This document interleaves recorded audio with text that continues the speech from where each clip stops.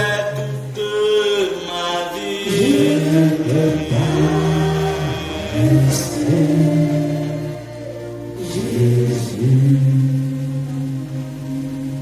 Il est toute ma vie.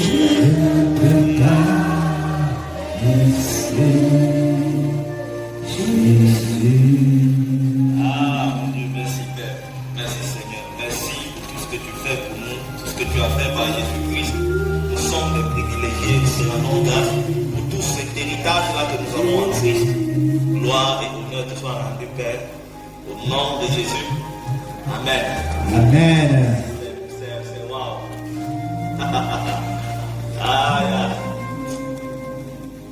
Ah. L'obéissance à Dieu. L'obéissance à Dieu. J'ai dit c'est très court, donc on va passer. L'obéissance à Dieu. Nous sommes dans 1 Samuel chapitre 15. S'il te plaît, je suis en train de poser la fondation de la conférence. Je t'assure, si tu pars comment la conférence avec ça, comme ta base. Voilà. 1 Samuel chapitre 15. Oui. Verset 22 à 23. 1 Samuel 15, les versets 22 et 23. S'il te plaît, écoute attentivement. Samuel dit, écoute. Oui. l'Éternel trouve-t-il du plaisir dans les holocaustes et les sacrifices, comme dans l'obéissance à la voix de l'Éternel? C'est une question que Samuel pose à Saül. Yes. Est-ce que Dieu trouve beaucoup plus de plaisir dans les sacrifices et les holocaustes, comme dans l'obéissance à la voix de l'Éternel? La question est là. Qu'est-ce que cette question veut dire? Que Dieu trouve beaucoup de plaisir dans l'obéissance à sa voix. Vérité. Amen. Vous qui plaît à Dieu là, si vous voulez plaire à Dieu, c'est l'obéissance à Dieu. Amen. Les gens disent, oh Seigneur, moi je vais te plaire. Si tu veux plaire à Dieu, il faut obéir à Dieu. Yes. Il n'y a rien que tu puisses faire qui va impressionner Dieu, qui va toucher le cœur de Dieu comme l'obéissance. Rien. Ça là, que je vous parle, c'est la fondation de toute la vie chrétienne. L'obéissance à Dieu. Et ça sera même sur le fondement même de toute la conférence, de toute la conférence. Yes. Continue. Voici, l'obéissance vaut mieux que les sacrifices. L'obéissance vaut mieux que tous les sacrifices. Ah non, moi je me sacrifie trop pour le Seigneur. Dieu s'en fout. L'obéissance à Dieu vaut mieux que tous les sacrifices. Yes. Non, tous les matins je suis à l'église, tous les soirs je suis à l'église, Dieu s'en fout. Moi je passe mes journées à l'église, Dieu s'en fout. L'obéissance à Dieu vaut mieux que tes sacrifices. Oui. Je vais arriver par là-bas. Retenez seulement les phrases. Vous allez bien comprendre. Que ce soit au vu que ce soit pendant la suite de la conférence. Vous allez bien comprendre ce que je suis en train de dire. Yes. Oui. Et l'observation de sa parole vaut mieux que la graisse des béliers. L'observation de sa parole, c'est-à-dire quand obéir à sa parole, vaut mieux que la graisse de tous les béliers, de tout ce que tu peux lui donner. Yes. Oui. Oui, continue. Car la désobéissance est aussi coupable que la divination. La désobéissance est pareille à quelqu'un qui part chez un féticheur. Yes. Quelqu'un qui vit dans la désobéissance n'est pas différent de quelqu'un qui consulte les marabouts. C'est pas moi qui dis. C'est la Bible. C'est écrit. Ok. Et lisez la gravité, c'est trop grave ce que Dieu dit là. Donc quelqu'un qui désobéit à Dieu n'est pas différent d'un féticheur. Oui. Il n'est pas différent. La désobéissance à Dieu est aussi coupable que la divination. Et continue. Et la résistance ne l'est pas moins que l'idolâtrie et les téraphins. Donc quelqu'un qui résiste à Dieu, c'est quelqu'un à qui Dieu dit quelque chose, il t'a d'abord de faire, il refuse de faire. La Bible dit qu'il n'est pas différent de quelqu'un qui fait l'idolâtrie. C'est vrai. Quand vous voulez comprendre un thème, il faut regarder la gravité.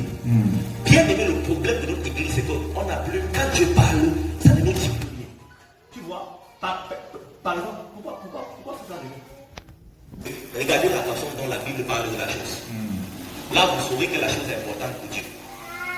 La Bible te dit que l'obéissance à Dieu vaut mieux que les sacrifices.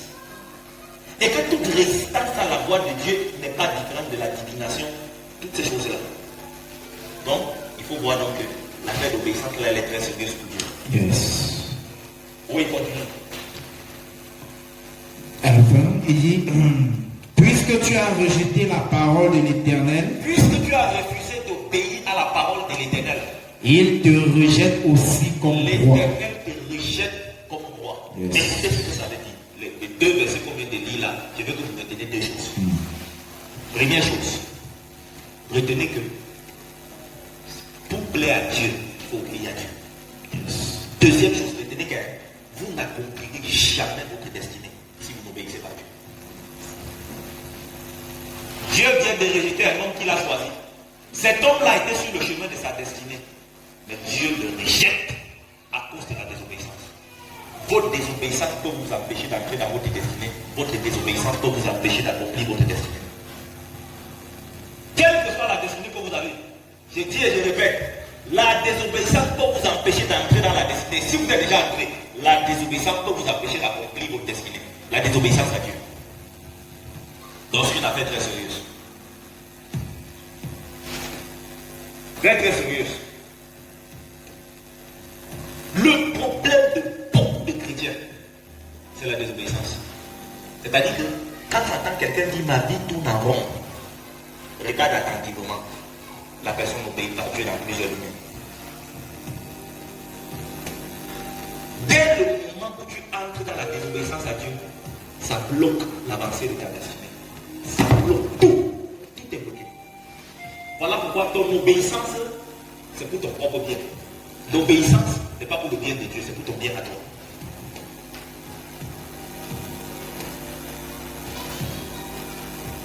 L'obéissance à Dieu. Jésus avait compris l'importance de l'obéissance. C'est la raison pour laquelle dans Jean chapitre 6, le verset 38, Jean 6, le verset 38, il va faire une déclaration importante. Jean 6, le verset 38. Là, il est dit, Oui. car je suis descendu du ciel Oui. pour faire Oui. non ma volonté, mais la volonté de celui qui m'a envoyé. Je suis descendu du ciel pour faire Yes. non ma volonté, mais la volonté de celui qui m'a envoyé. Yes. Moi, je te pose la question. La volonté que toi tu accomplis tous les jours, là, c'est la volonté de C'est Dieu. Dieu. C'est ta part, c'est la volonté de Dieu. Écoutez, toute croissance avec Dieu commence par l'obéissance. Yes. Et Amen. l'obéissance là, c'est choisir de soumettre ta volonté à la volonté de Dieu. Ah, Seigneur. Il faut que les gens me comprennent bien. Hein. Si vous ratez ce message d'obéissance, vous avez raté toute la conférence. Sauf ceux à qui Dieu va faire grâce parce que Dieu a compris pourquoi ils ne sont pas venus le matin. Parce que plusieurs viendront le soir là. Mais écoutez-moi, si vous avez raté une bonne partie de cette conférence, Dieu, vous voulez marcher avec Dieu. Ça commence par l'obéissance. Et l'obéissance à Dieu, c'est accepter de se soumettre à la volonté de Dieu, de soumettre sa volonté à la volonté de Dieu. Donc tu prends ta volonté là, tu soumets ta volonté à la volonté de Dieu. Jésus-Christ, dans le jardin de Gethsémani, a dit, il dit, Père, si tu peux éloigner de moi cette coupe, mais toutefois, non pas ma volonté, mais dans sa volonté était que Dieu éloigne ce qui devait arriver là. Mais il dit toutefois, Seigneur, je peux faire ta volonté. Quelqu'un qui est obéissant à Dieu, c'est quelqu'un qui accepte de se soumettre à la volonté de Dieu, non à sa propre volonté. Quand tu te soumets à ta part de volonté, tu es devenu ton Dieu. Un chrétien qui veut progresser doit se soumettre à la volonté de Dieu. J'insiste, tu dois obéir à Dieu. Vous savez ce que ça veut dire? Bon, lisons d'abord l'autre texte là, Philippiens chapitre 2, avant de voir ce que ça veut dire. Philippiens chapitre 2, versets 8 et 9. Si tu as écrit, tu attends. Si tu as écrit, tu écoutes la lecture. On peut y aller. Oui.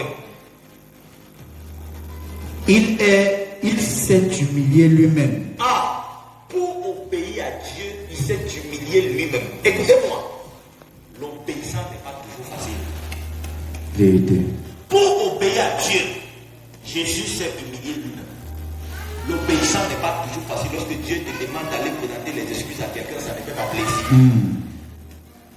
Lorsque Dieu te demande d'aller te réconcilier, ça ne fait pas plaisir. Lorsque Dieu te demande de te soumettre à ton mari, ça ne fait pas plaisir. Yes. Voilà là où beaucoup échouent. Parce que ça ne fait pas plaisir à ta chair. C'est ça. Voici. Quand la fondation, en tout cas, quand les églises ont enseigne, ma soeur, fais ton combat. Une femme qui est dans la désobéissance à Dieu, fait le combat spirituel, ça va marcher. Vous croyez que ça va marcher? Donc toi, tu vas acheter Dieu avec ton combat spirituel. Ok.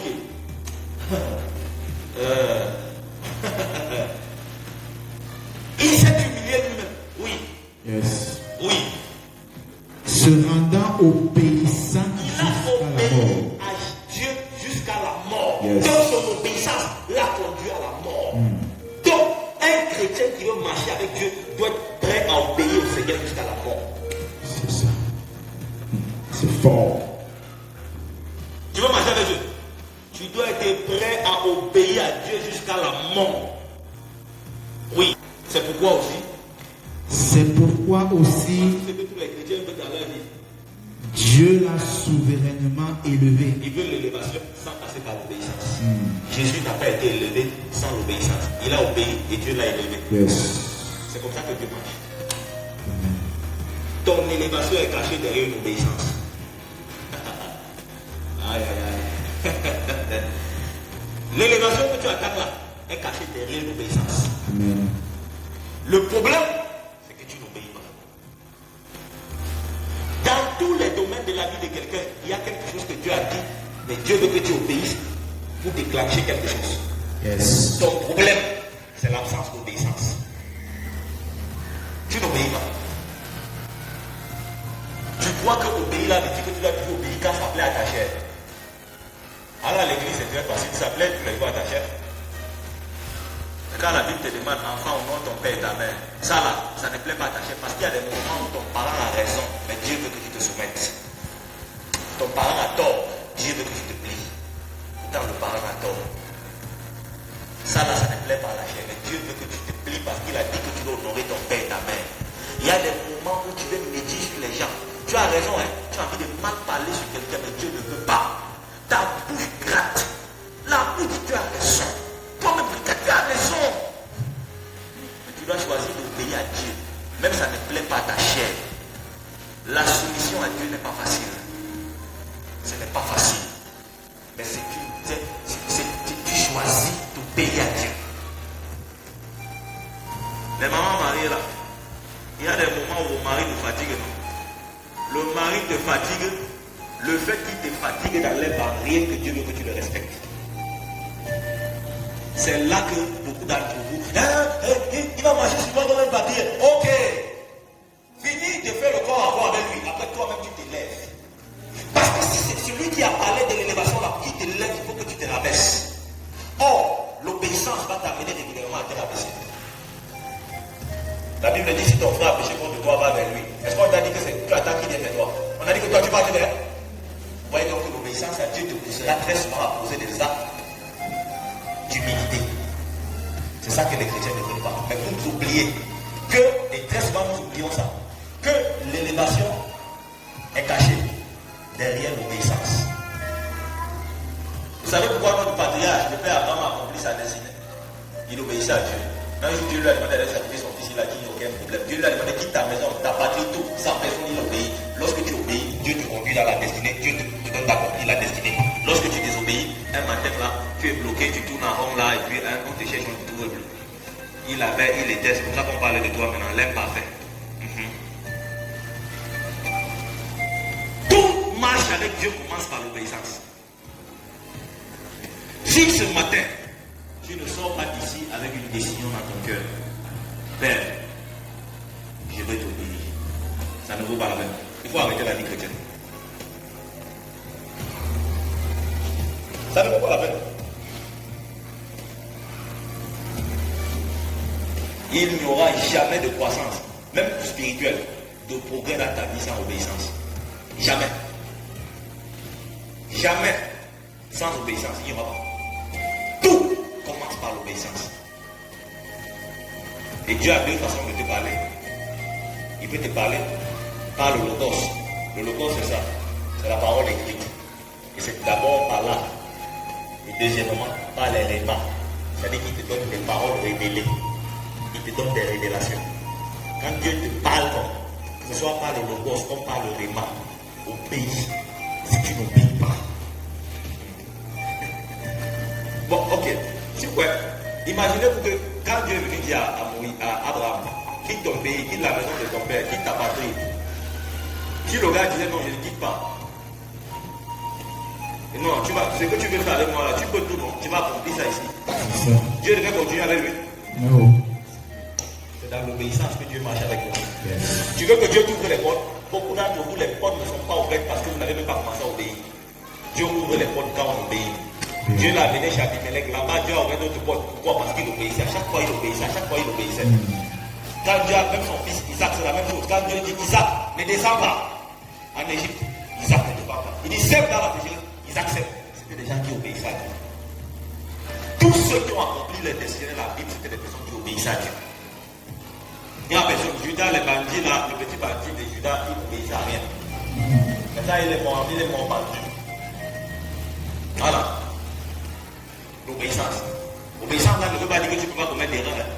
Yes. Mais c'est aussi une obéissance que de confesser ses péchés lorsque tu as commis une erreur. Amen. La Bible dit, si vous avez péché, confessez, il est juste et fidèle pour vous pardonner, vous purifier de toute iniquité. Donc, c'est encore une forme d'obéissance lorsque quand tu as péché, tu confesses. On est d'accord? Amen. Ok, Matthieu chapitre 7. Je vous ai dit c'est fou, donc ça fait que du coup je suis en train d'aller déjà pour atterrir. Matthieu chapitre 7. Matthieu chapitre 7. Verset 24 à 27. Ok, nous allons lire. Un passage que j'aime beaucoup. Verset 24 à 27. Matthieu 7, 24 à 27. S'il nous plaît, on écoute. Ouais. C'est pourquoi quiconque entend ces paroles que je dis. Quiconque entend ma parole, dit Jésus. Yes. Oui. Et les met en pratique. Si la personne obéit à ma parole, oui, sera semblable à un homme. La personne sera semblable à un homme prudent. Donc, celui qui obéit est un homme prudent. Yes. Les insensés n'obéissent pas à Dieu. Quand vous voyez un insensé, lui n'obéit pas à Dieu. Mais quand vous voyez quelqu'un commencer à obéir à Dieu, il a commencé à entrer dans le chemin de la sagesse. Yes. La sagesse, c'est l'obéissance à Dieu. Oui. Il dit, si un homme obéit à ma voix, il est semblable à un homme prudent. Oui. Qui a bâti sa maison sur le roc. Qui a bâti sa maison sur le roc. Je voudrais te demander, ta vie là, tu es en train de la bâtir sur quoi? Yes. Il faut que chacun se pose la question ce matin. Yes. C'est l'obéissance qui permet de bâtir ta vie sur le roc. C'est l'obéissance qui permet de bâtir ton foyer sur le roc. C'est l'obéissance qui permet de bâtir ton ministère sur le roc. Tout ce que tu veux bâtir, c'est l'obéissance à la voix de Dieu qui bâtit la chose sur le roc. C'est l'obéissance. Rien d'autre. Vos business là, demain on va voir ça. C'est l'obéissance qui bâtit une activité sur le roc. On va voir ça demain. Quel que soit ce que tu veux bâtir, même ta propre vie spirituelle, c'est l'obéissance à Dieu qui bâtit sur le roc. Tu crois que c'est la prière, le jeûne? Non, frère, si on jeûne 10 jours, Dieu va comprendre, il ne comprend pas. Voilà, ce que Dieu comprend, c'est l'obéissance. Tu veux jeûner, obéis d'abord, avant d'associer ton jeûne. Les gens veulent acheter Dieu avec le jeûne. Non, mon frère, on a dit que le jeûne d'Esther, quand tu jeûnes 3 jours, même si Dieu est fâché, comment ça diminue sa fâcherie. Un jeûne puissant. Tu crois que ton jeûne va acheter Dieu? Le jeûne n'achète pas Dieu. C'est l'obéissance. Quel que soit le domaine de ta vie où tu veux voir Dieu, commence à obéir à Dieu. Yes. Femme, tu veux voir Dieu dans ta famille? Tu veux voir Dieu dans ta famille? Quand Dieu demande d'honorer ton mari, honore-le. Même s'il ne mérite pas l'honneur, Dieu ne t'a pas dit qu'il a besoin de mériter l'honneur. Honore-le, tu verras Dieu. Amen. Tu ne verras pas Dieu s'il n'y a pas ça. Parce que Dieu se présente quand il y a obéissance. Beaucoup me disent, mais je ne connais pas ce que je vais faire. Dieu parle quand il a vu que tu obéis à ce qu'il t'a dit hier. Yes. Dieu cesse de parler quand tu n'as plus obéi. Hier, il a parlé d'abord, tu n'as même pas obéi à ça. C'est clair. Il donne une nouvelle révélation, il ne donnera pas. Pour faire quoi?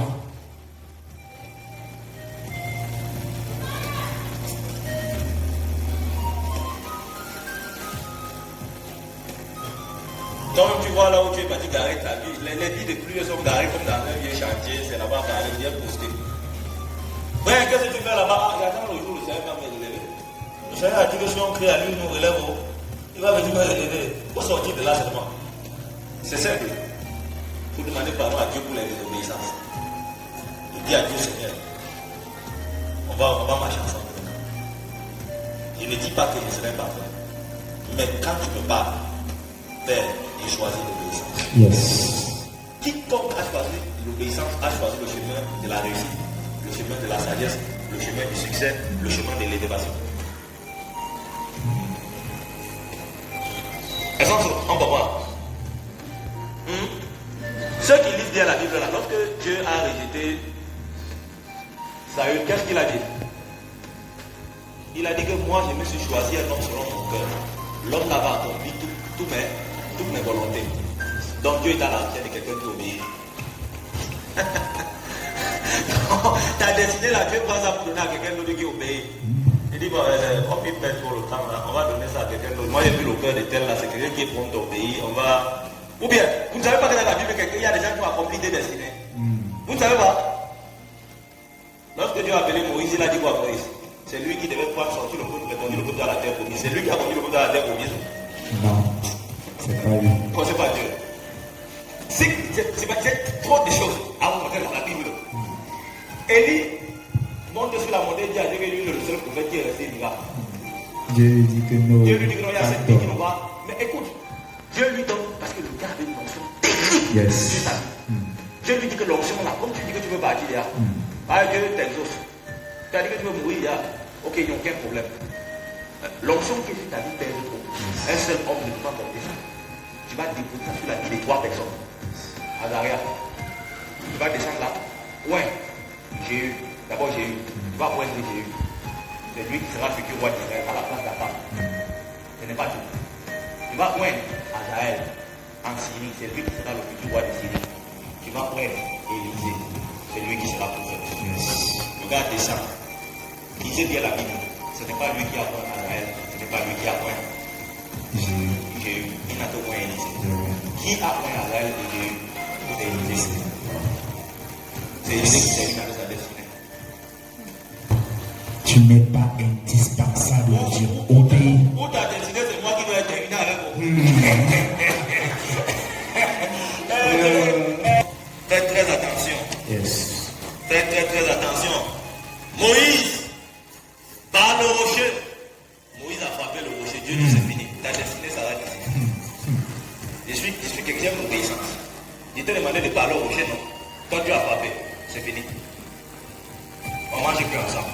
Moïse a supplié, fatigué, Dieu dit c'est bon. La route s'arrête ici. La route s'arrête ici. Moïse a pleuré, Dieu dit c'est bon. Il y a un petit là dans la Bible, lui il a vendu son plat de nourriture, sa destinée avait un plat de nourriture. C'est Esaü, il dit, mais Jacob lui a demandé, ta destinée coûte combien? Ta destinée là, ça coûte combien? Il dit, ta destinée c'est quoi? Donne-moi un plat de nourriture, je mange. Il a pris la destinée, un plat de nourriture, on lui a donné là, il a pris tout le droit de naître, il a déposé sur Jacob. Jacob est devenu plus fort que lui, plus puissant que lui. Il veut faire jalousie, Dieu ne comprend pas. Faisons très attention. Je l'ai dit, je le répète. Donc, il termine avec le texte là. Je l'ai dit, nous sommes à la fin. Termine avec le texte là. Lequel? De Matthieu 7, 24 là. D'accord. Ça s'arrête au Verset 25. 25. La pluie est tombée. Je vous avais déjà dit ça. Il n'y a pas une vie, une famille, une maison Yes. que la pluie ne tombera pas. La pluie, là, sont les difficultés. C'est ça. La pluie est tombée. Yes. Oui. Les torrents sont venus. Les torrents, là, sont toujours les difficultés. Oui. Les vents ont soufflé. Les vents souffleront toujours contre votre vie, Yes. contre votre famille, contre l'activité que vous avez. Il y aura toujours des vents. Yes. Mais si votre activité était bâtie sur le roc parce que vous obéissez à Dieu, Yes. l'activité là ne sera pas ébranlée. Si Amen. votre propre vie était bâtie sur le roc, votre vie ne sera pas ébranlée. Amen. Si votre famille était bâtie sur le roc, votre famille ne sera pas ébranlée. Amen. Parce que vous obéissez à Dieu. Le secret, c'est l'obéissance. Papa a fermé ma vie. Papa rend solide ma famille. C'est pas la prière. Obéir. Yes. Vous voulez tout remplacer par la prière. C'est pas la prière, obéir. Je vous dis quelque chose. Tu vois la porte ici. Si tu prends une autre clé pour venir ouvrir la porte là ne s'ouvrira pas. C'est clair. Il y a les portes qui s'ouvrent, qui ne peuvent pas. À chaque porte, sa clé. La prière n'ouvre pas toutes les portes. Yes. La prière, ça part du porte que ça ouvre. L'obéissance à Dieu, c'est la clé. C'est la clé des clés. Il y a beaucoup de portes de ta destinée. C'est comme quand tu rentres dans une maison. Maintenant, dans la maison, là, il y a les différentes pièces. Yes. Pour entrer d'abord dans la maison, là, c'est l'obéissance. Si tu veux commencer avec Dieu, ça commence par l'obéissance. Tout ce que tu veux dans ta vie, commence par l'obéissance. Yes. On est d'accord? Nous sommes d'accord? Nous sommes très d'accord. Alors, ils se sont jetés contre cette maison. Elle n'est point tombée parce qu'elle était fondée sur le roc. Très bien. Verset suivant. Mais quiconque entend cette parole que je dis et ne les met pas en pratique, Celui qui choisit de vivre dans la désobéissance sera semblable à un homme insensé qui a bâti sa maison sur le sable. il est en train de bâtir sa vie, ses activités, tout ce qu'il appartient sur le sable. La pluie est tombée, Quand une petite pluie tombe, les torrents sont venus, quand les torrents viennent, les vents ont soufflé quand les vents soufflent, et ont battu cette maison. oui, Elle est tombée et ça ruine. et sa ruine a été grande. Vous voyez, donc dans les deux maisons, les vents viennent. Il n'y a pas une famille où il n'y a pas de difficultés. Il n'y a pas un chrétien qui ne passe pas par des temps difficiles. Tous, nous connaissons des difficultés. Satan attaque. Les attaques, c'est sur tout le monde. Mais il y a ceux dont la vie est bâtie sur le roc. Il y a ceux dont les activités sont bâties sur le roc. Il y a ceux dont la famille est bâtie sur le roc. Eux là, ils sont indépendants. Mais ceux qui ont des activités bâties sur le sable, là, des vies bâties sur le sable, quand Satan souffle un peu, ils deviennent maïs. Maïs.